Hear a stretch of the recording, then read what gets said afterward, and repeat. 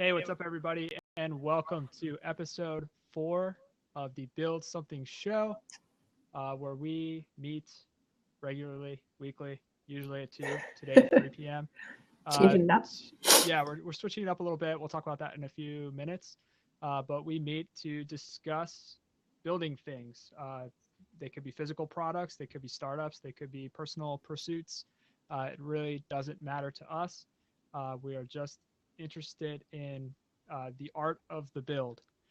So last week, well, Megan, why don't you introduce yourself before we just jump right into things?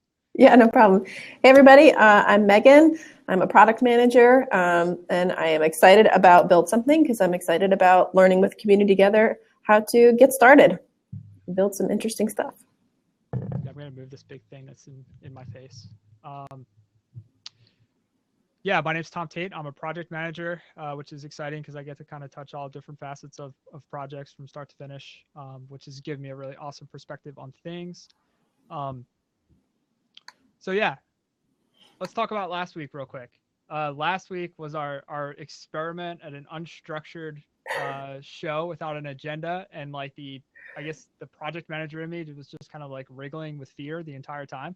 There was a little twitching going on, but yeah, not to say that it was a disaster by any means. There's a lot of cool, interesting things that happen. But for those that are just kind of learning about us and tuning in now for the first time, last time we talked about kind of how to find an audience, how to grow an audience, and how to keep them engaged.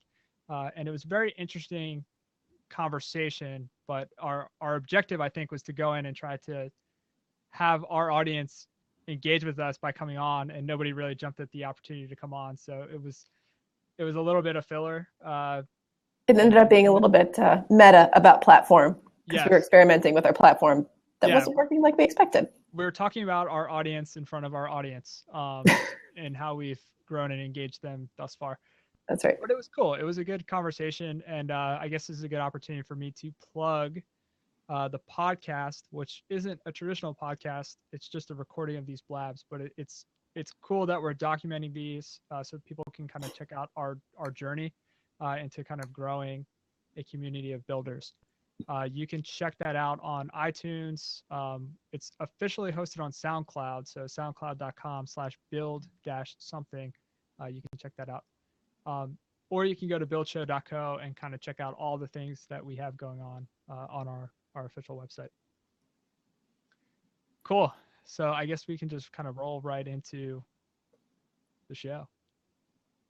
Let's roll. Okay. Let's roll. Rolling in. We have one viewer right now, Michael Smith, who may actually be the only person who has tuned into every single one thus far. I know. We should like gamify this thing. Give him some sort of badge. Thanks, Michael. If you're free and you want to just jump on at any time, grab an empty room and jump on. That would be awesome. Because we're down a member this week. Chris has a commitment, so he can't join us. But we have a bunch of sad face emojis that we can kind of shoot out, and that's right. you'll be here in spirit. Oh, thanks, Mike. Michael says, "No problem. I mainly listen. You all are beautiful, but I work and listen." It's a multitasker. Okay. Well, thank you. I appreciate it. Like thank you for listening. So as I said, Chris isn't here today, which is unfortunate because he was very excited about today's topic. Which, if you've read the description of the show, it is excuses, why we fail to start. And I think that we could probably come up with 100 excuses on why we don't accomplish the things we want to accomplish. What we did was kind of pull out 3 popular ones that we hear frequently, and we just kind of plan to have a bit of a roundtable discussion around each one. And then if anybody joins us at any time, we'll feel free to invite them to talk about some excuses that they've made. And this isn't like this is a judge-free zone. We're not judging people and their excuses and what they haven't accomplished. We're all guilty of making excuses in some capacity. But yeah, it happens, and it keeps us from building things. So I thought this was a good topic for us to explore. Any thoughts on this before we kind of jump in? I feel like this is like the topic for me of like the paralysis before starting and insert excuse number 11D why I can't get started.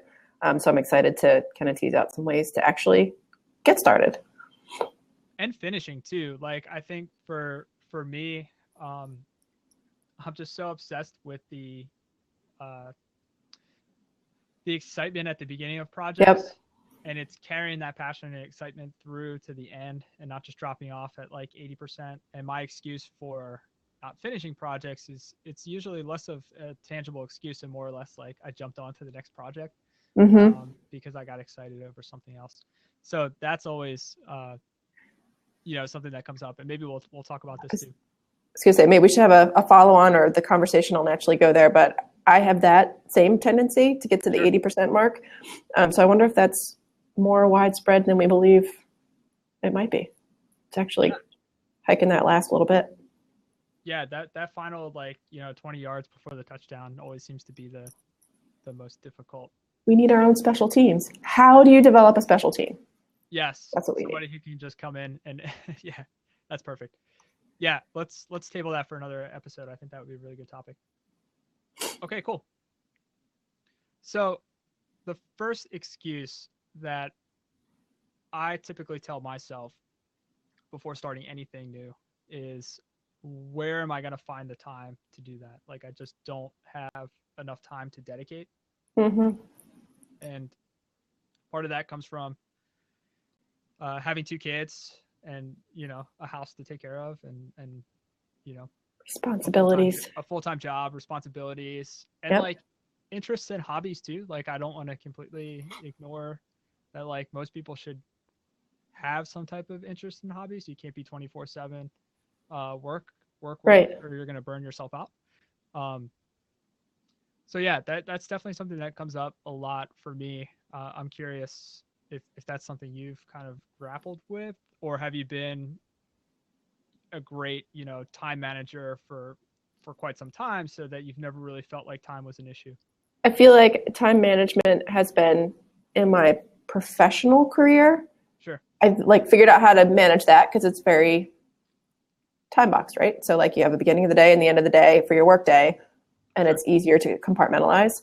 But I think that my go-to excuse is I have all those other responsibilities and I have all these other things going on. So therefore, where am I going to find the time? And then I don't know if you find this, but then I feel like everybody, my lens is everybody else is able to stay up until midnight and then get up at 4 a.m. and find the time, where I'm not sure that's realistic. I'm pretty sure it's not healthy. But I feel like all these people that I admire have that, either the drive or the biochemical makeup to actually make that happen. When I think maybe the reality is just doing it smarter and being intentional. I don't know. I think that's definitely an element to it. It's probably a combination of, because I agree with you. So, and I it's funny Chris isn't here, because I think Chris is a perfect example of I know these kind of human machines who are able to just knock out these awesome things between the hours of 11 and 1 a.m. It feels to me like it's a combination of something biochemical, you know what I mean? Being able to get into your sweet spot creatively and productively at the times in which you're able to carve out outside of the workday or your other commitments. And I think a lot of that is your biochemical makeup and the type of person you are, which also ties into nutrition and health and all these other things too. But I think the other thing is focus and intent. And I think that I have focus. What I probably lose is intent. So I was talking earlier about, it's not really an excuse that I jump from one project to another. It's just I'm not able to sustain the intent, right? So it's interesting for me. If that makes any sense. I don't know if that made any sense whatsoever. Yeah, I definitely think it made sense. But it's funny because I feel like I would have said the opposite. I would have defined those two things the other way around. but there's like a motivation, like of having such an intense drive to see something to completion that it's just like it consumes you all the time. Where sometimes I don't feel like maybe I don't give myself permission, but like, sure, I don't have the ability to let one thing pervade everything else. Like I have all these other things that I feel responsible for. I think that's what I mean with like focus and intent, because it's like I'm able to it's like giving yourself permission. Exactly. You know, like do you find it's difficult to, you know, block off an hour of your time or 2 hours or 3 hours and say, I'm just going to dedicate this time to, you know, this personal pursuit or building something, whether it's a startup or a product, or for me, like I'm writing a book and I keep mentioning that, but you know, for me, the time thing was a real issue. Just because like I was never traditionally a morning person. And basically what would happen was I would work all day, you know, so I would work 8 to 5, come home, eat dinner.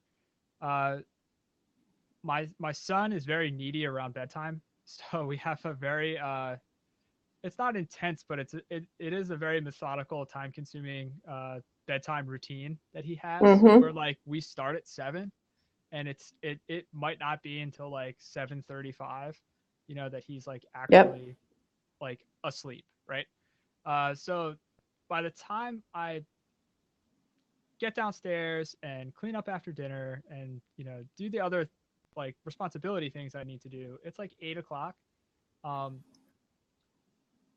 After a long day like that, and typically they are long days, I don't have the creative energy to sit down and start working on a novel, which requires focus, intent, creativity, drive.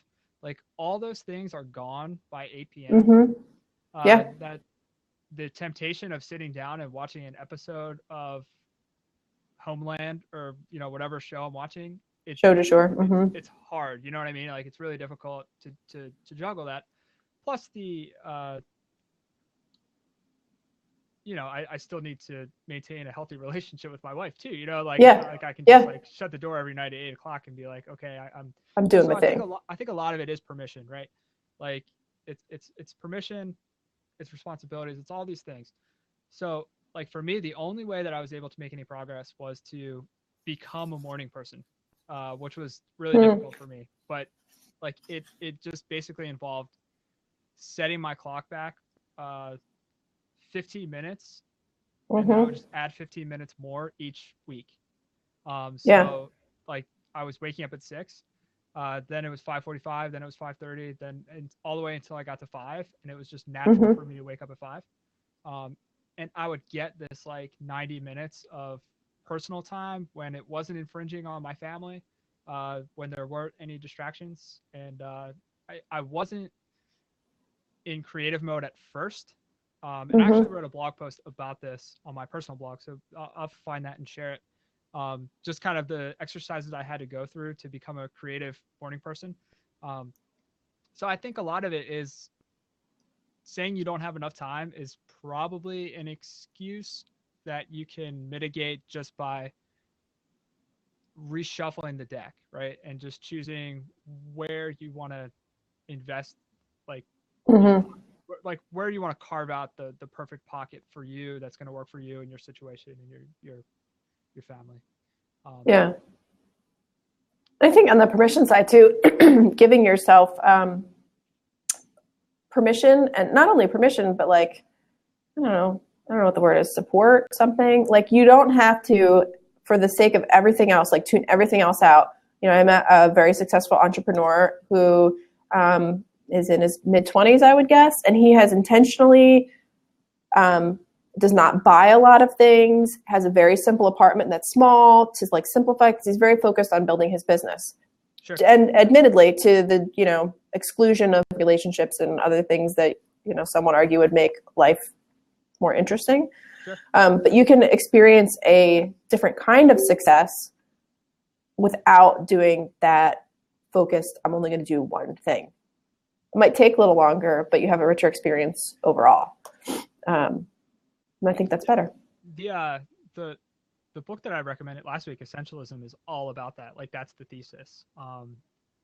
It's eliminating all those other distractions so that you can really boil things down to what's essential to you and what you should be focusing on, which is pretty cool and certainly topical. Yeah, if you're able to eliminate those things and kind of live a minimalist lifestyle, I think that definitely helps you build the things that you want to build. The other thing that I'm kind of thinking out loud here is partnering with people and joining a community can certainly help with the time aspect, because you can essentially share the load of things that need to get done. I mean, I'm thinking of one kind of bad example, or not bad example, but it's not super great. But I started a parenting blog when my son was born. I guess this is over 2 years ago now. And it was called thebeardeddad.com. Don't go there now because I gave up the domain, and who owns that now? But yeah, it was all about my experience as a dad, which was very it was very topical and very niche because there aren't like a ton of dad blogs out there. There's a lot of mom blogs. But I started to lose steam, as I do with most things, because of the time, right? Like, I wasn't finding enough time to create content, to engage the audience, and to grow. So what happened was I kind of joined forces with my wife to make it more of just a family / parenting blog with both perspectives, which is still unique. But at the same time, what it did was it allowed us to continue to build this thing and serve a specific audience. But because we were sharing kind of the time burden of content creation, it definitely helped me in terms of not letting something just kind of die off and continue the mission, and actually get it done, right? Yeah. Well, I think it's interesting that you brought up taking things on in a community or as a team. So particularly in our very transparent experiment in building a community with the group of the three of us, I've seen this very interesting dynamic of a tag team of getting things done, but also like a creative energy in connecting with other people. So, my thesis that I'm building now about building things is how essential it is to have a community, how essential it is to do the thing you're doing with other people. Sure. It just helps you move forward. You go faster by, it's like the faster, smarter thing. You're not spending all your energy on one thing, but you kind of carry each other along in little sprints. Yeah, absolutely. Yeah, and you mentioned sprints and time boxing. Like, I think that's really important too. A lot of times, like, I really rely on that at work. Like, I use the Pomodoro technique here, and we're an agile organization, so we use sprints. But I don't always adhere to that in personal pursuits, which is kind of weird, right? I mean, like, we kind of understand it, and so true. Yeah, we understand it, we apply it, we utilize it, we see the benefits of it, but at home, it's like it's just like running the endless mile, without really bucketing it out, or I have a whole different organization technique and ability. Sure. And maybe that's like the whole cutting out the distractions thing. Like, there's a lot more that you can predict, maybe. Sure. So it's easier to do that in a 9-to-5 setting. Okay, so I'm gonna move on to the next one, unless you have anything else you want to. I feel like we've thrown out some ideas out there on ways to tackle the time issue. Although it's always going to be an issue, it's kind of the endless struggle. The struggle is real. Yes, so it is. So the next excuse. This one, I think you see this a lot in tech. I don't personally have what it takes, or I don't know what I'm doing. And like, the example I'm thinking of is like, I have this really great idea, but I don't know how to code, Right. or I'm not a designer. You hear that a lot in tech, in the startup world, when people kind of have these ideas that are floating around in their head. Um, is that really an excuse to not get started? I think it goes to getting started on refining your idea and what problem you're trying to solve. Because often, I think you can leap ahead to a solution that, in this case, might involve coding or might involve some like really technical thing. But stepping back to try to figure out what problem you're trying to solve, there may be another way to do it that doesn't involve those technical chops that you're assuming. I think that's a big start. And, to the community standpoint, building relationships with other people, there might be somebody who can help you out and give you a nudge in the right direction on how to get started yourself. Sure. So my take on that too is, I think a lot of times people, and you mentioned this too, they either over-engineer the solution or they just jump to the solution. Mm-hmm. So I think that when you're defining what problem you want to solve, just prototyping on a napkin Right. is a huge start. So we're talking about excuses on what that we tell ourselves not to get started on something. I mean, start on the back of a napkin. I really think that can go a long way, and anybody Mm-hmm. Anybody with a pen can do that. I don't think you need to be a UX designer or have Photoshop skills, to just start jotting down what you think the user experience should be for this solution to a problem that you're trying to solve. Because a lot of times it's those napkin sketches that are going to evolve, and they may point to a totally different problem that you didn't even think of. Right. Or they might show you that, hey, this isn't really a problem at all, Mm-hmm. And my other, kind of take on, I don't know how to code, or I don't know how to do X. I think that we live in a time where that excuse is kind of falling flat, because the amount of resources on the web to learn how to do anything is it's overwhelming. I think it's something Mm-hmm. sometimes, you can really teach yourself basic HTML and CSS in a weekend, if you really wanted to, which, maybe goes back to the first thing about, who really has the time to do that. Right. But like, if you do have the time and you have the drive, to say that you don't have what it takes, I think that that's kind of a tough excuse to swallow, given that there's like a YouTube video for everything, like Mm-hmm. if I want to learn how to dice the perfect tomato, I can learn how to dice the perfect tomato. Like Right. Right. there are like no excuses anymore for like not knowing how to do certain things. Just given the That's a really good point. Like it doesn't have to be necessarily a technical thing, but we have so many free resources, and and if you want to invest money as well as your time, paid too. But I think the more interesting challenge is I don't have the skill set in like the soft skills, and so how do I fix that? How do I approach that? And I think for me anyway, reading stories about people who have, done big things with a little start, or seeing overcoming obstacles, I think that's helped as well. Being able to emulate and see like, okay, this person did this and they did it well, and that gives me a chance to do the same. And there's definitely a trend where people start throwing around the term mastermind, like join a mastermind group, because I think that you benefit from the other members of the mastermind group kind of transmitting their expertise, by osmosis, and just kind of subjecting yourself to really intelligent, like-minded people.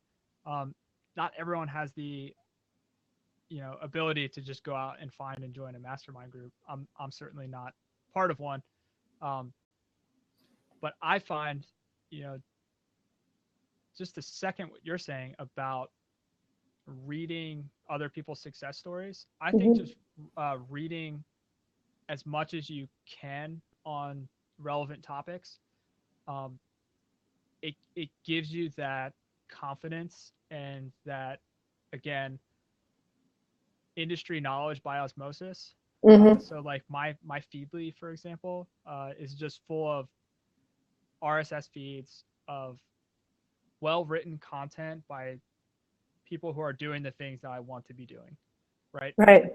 So I think it's just that daily dose of not just knowledge but inspiration. Yeah. It really really helps shape me, um, but also keeps me moving in the right direction. And I think without that, and traditional books too, always being on the lookout for recommendations for good traditional books. Um, Without that, if you don't have like a tight knit circle of entrepreneurial friends to fulfill that need for you, Mm-hmm. um, you might fall flat. Like you might never get the soft skills or the mental tools that you need to be successful. So I think that reading, for sure, and podcasts and consuming other forms of media without overdoing it, of course, Sure. is super important. Yeah, totally agree. There's a concept that I know Pat Flynn talks about it a lot, but he got it from somebody else, and I forget the actual person who kind of came up with this, but it's called just-in-time learning, and it's basically the temptation to want to consume all the content, like all the things. Mm-hmm. So if I see an article on, how to effectively advertise on Twitter, there might be a desire for me to be like, I really need to read that so I can be knowledgeable in Twitter Right. advertising, in Twitter advertisements, just in case, the opportunity arises where I'm going to have to advertise on Twitter, you know, or that's something I want to move into. And just in time learning really advises against that, where it's like, take it and pocket it and put it away and save it for the day when you like actually need to invest your time in that. So Hmm. again, it goes down to like focus and intent. So I have a pretty decent system that I recommend people try, uh, where like Feedly is all my articles, all my RSS feeds, but I save things that I want to read for later, and then I pocket things and I tag them if it looks interesting and it looks authoritative, Mm-hmm. but it's on a topic that really is not going to help me get from point A to point B as point B is defined today, right? But it might be defined differently later, so I want to make sure I Sure. have that for later.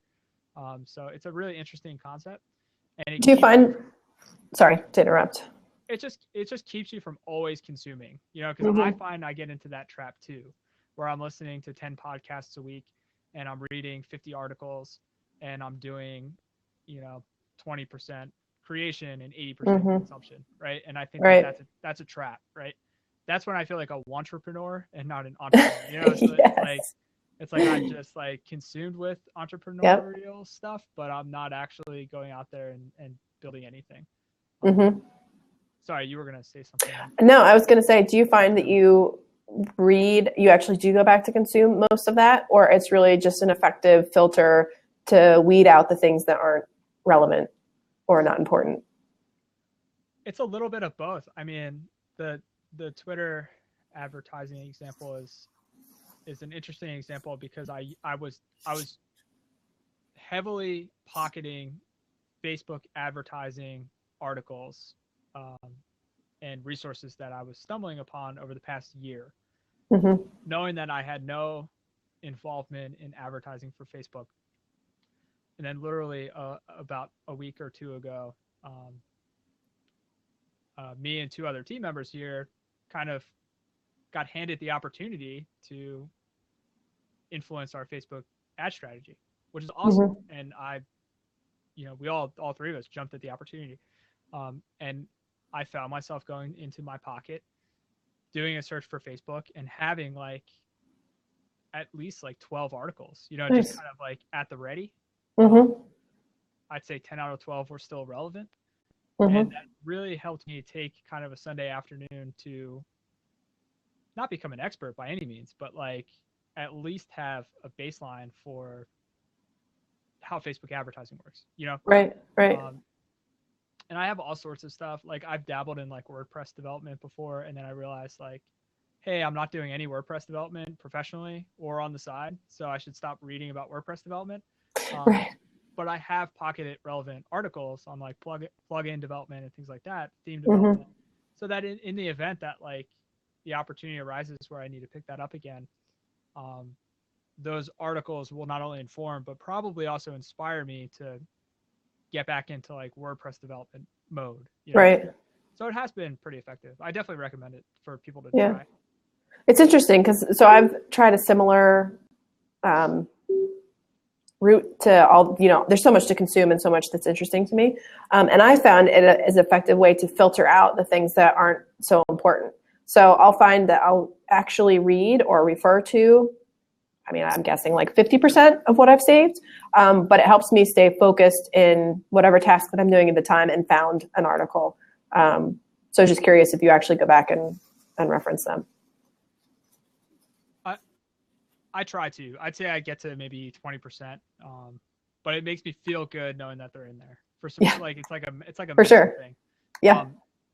Okay, so this is not really pertaining to the excuses, but I do have a question.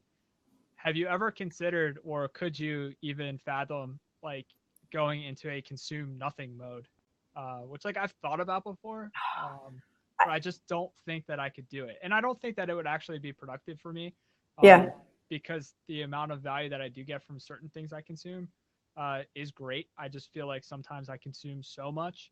Like I have a feed of like 30 podcasts, like that's insane. And I thought about like, what if I just stopped listening to podcasts or, cut my Feedly feeds down by 2/3? Like what would I repurpose that time to be more productive and create rather than consume, or would it be a catch-22? Like, I don't know if you've ever thought about that at all.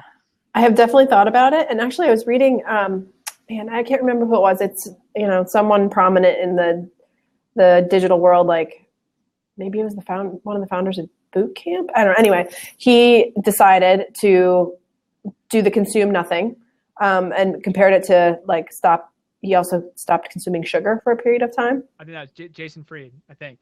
Yeah, did he do this? I think he did this. Yeah, you sent me that article, and I consumed it. Well, so this is like a perfect example. So I've thought about it and thought like, maybe I would have space for other things and I would be able to have better time management.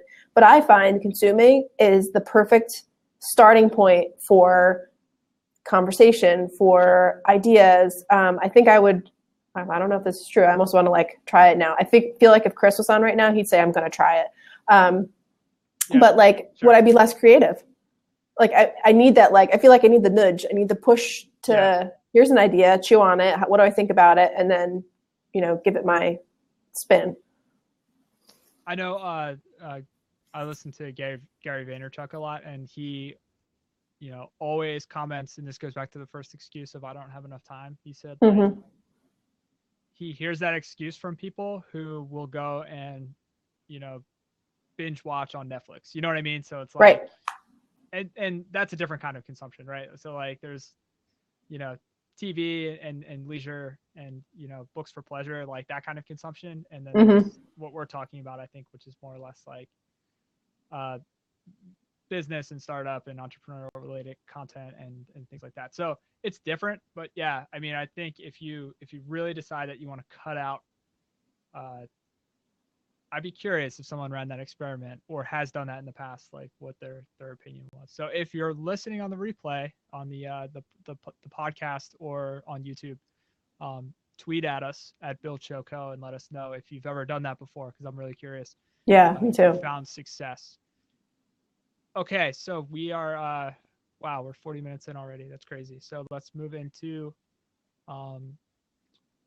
excuse number 3, which this is an interesting one. So a lot of people say like they don't have the capital, they don't have enough money, they need to hire developers and they need to hire a team just to start something. And I guess this goes back to like my start with the back of the napkin advice. But how do you feel about that excuse? I know sometimes it's valid, but is it always Is it really always the case that you need to raise capital or do a Kickstarter campaign just to see something through? So apparently, through my consumption, I've learned that the whole bootstrap versus venture capital approach to entrepreneurial activities, specifically in the tech world, is a pretty hot topic. Whether you need to just push through and manage it on your own or get a gigantic investment. I think generally I'm in the school of like incremental steps and try it out. And see what happens rather than going whole hog into something and having this big bang to start out. So to me, not having enough money, I don't think is really anything that should stop you. Get the ideas going. Sure. But then you really need to, we know what's your vision for this thing. And maybe it's the difference between a passion project and something where you're from the get-go, like, I got to quit my job, I got to do my own business type of thing. I don't know. What do you think? So I really love the idea of crowdfunding, not as a way to, raise the capital to see something through. Cause I really think it's important with crowdfunding that you at least have some type of prototype or some like you've gotten it to a point, right? Before you started soliciting funds for production of whatever it is. Right. And I love the idea of crowdfunding, not so much from I need the money, but more or less from validating the problem, right. Making sure that it exists, but also engaging with an audience and growing an audience. Like, I think that that's really awesome. Raising money prior to even having a prototype or really like fleshing out the problem that you're trying to solve or validating that there's a market for it. I think that's really, it's like a sticky situation to get yourself in, like, I think that there's too many unknowns. I mean, I know it happens every day.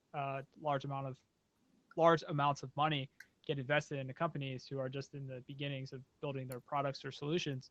But for me personally, like, I definitely don't see that as an excuse to not push it as far as you can within your own capabilities. Yeah. So I had, and I shared this with you yesterday, I'll pop it in the notes, heard a really interesting podcast with the founder of Gumroad. And it's this whole idea of, do you raise money? Do you bootstrap? Do you have to stay on this path of raising money?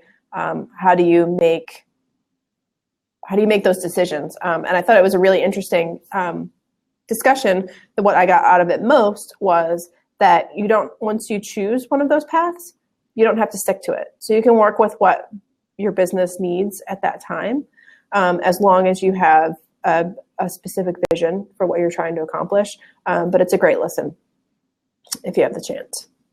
Yeah, I'm gonna check that out. Yeah. Okay, awesome. Not having enough money, definitely an excuse. I think that I think in a lot of cases it might be a valid one, probably the most valid of the three that we discussed today, depending upon, the scale of your problem and what you really need to start implementing even an MVP. But I think that, you can still find ways around that. And I'm curious, again, if you're listening to the replay, what are some other things that you've done to get over that? Okay, awesome. I mean, that kind of covers our three. Do you have any other major excuses that you've, want to just mention? We don't have to discuss them, but things that you've noticed people say just to avoid getting started altogether. Before they get started. I think the biggest one is thinking everybody else has got it figured out. Sure. And so you have to wait till you get it figured out. And I think that I love this experiment so much because we decided, let's just start and show up and see what happens. And I've already learned a ton. It's fantastic. So Mike Smith, who was in the Blab earlier, he shared an article with me this morning from InVision, the design, feedback web app, which is awesome. Really nice product.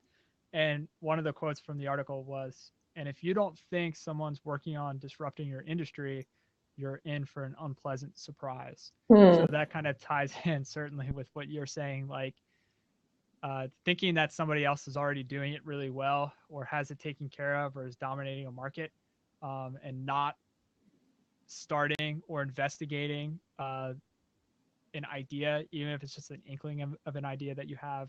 It could be a misstep. It could be an excuse because you could be that disruptor. You know, you could go in and then disrupt a well-established industry, the same way that we're seeing apps like Slack.